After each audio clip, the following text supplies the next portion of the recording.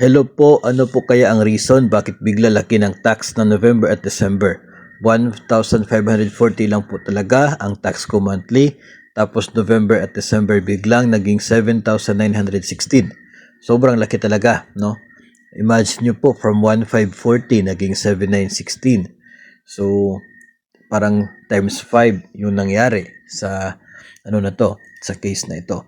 So, marami pong pwedeng maging dahilan kapag tumataas ang inyo pong tax, kahit nga po kapag bubaba. Ang primary talaga na reason dyan ay tax adjustment. So, mayroong tax adjustment. Ngayon, bakit nagkaroon ng tax adjustment? Kapag end of the year, ay dapat po by December, yung total naging deduction sa iyo sa tax ay equal doon sa tax payable mo. So, kaya nagkakaroon ng adjustment kasi may tendency na may mga natanggap ka over the year na dapat sana taxable na pero walang tax deduction upon release, katulad po ng SRI, no? Kung nakatanggap ka ng SRI na wala namang tax deduction pero taxable na, ay yung tax po niyan automatic po talaga na ibabawas yan sa inyo. Kung hindi po siya nakadeduct until October, pagdating ng November at December, 2 months na lang. So, idadagdag yan sa inyo pong tax deduction for the remaining months of the year para makumpleto. So tulad din po ng special hardship allowance, kung meron po kayo niyan, ay dapat merong tax po yun upon release.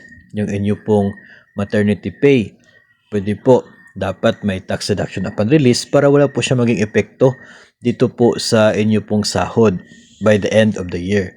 So marami po mga pwedeng dahilan yan. Pero kung gusto po ninyo malaman yung exact reason talaga sa case po ninyo, pwede po ninyong i-refer yan sa gumagawa ng sahod po ninyo sa Payroll Services Unit. Baka mayroon dyan sa division ninyo o kaya ay baka mayroon sa region. So baka pwede po makipag-coordinate sa division ninyo. Ay hindi kasi basta-basta na nagre-reflect lang yung deduction. Mayroon po yung computation sa bawat isa po sa atin kung magkano yung mga natatanggap mula sa sahod, mula po sa mga bonuses, mga benefits na siya pong subject o pwedeng maging subject to tax. No, mayroong computation po yan. And kung magkano yung dapat na naging tax deduction mo, magkano dapat yung bayad, at magkano yung naging actual deduction sa taxes.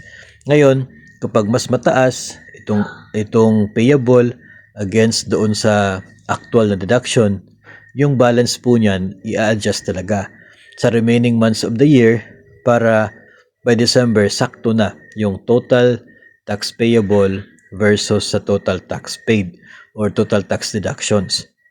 Ganyan po ang sistema. So, hindi ko po masasagot yung exact reasons, pero pwede po na isa doon sa mga nabanggit natin ang mga dahilan, no?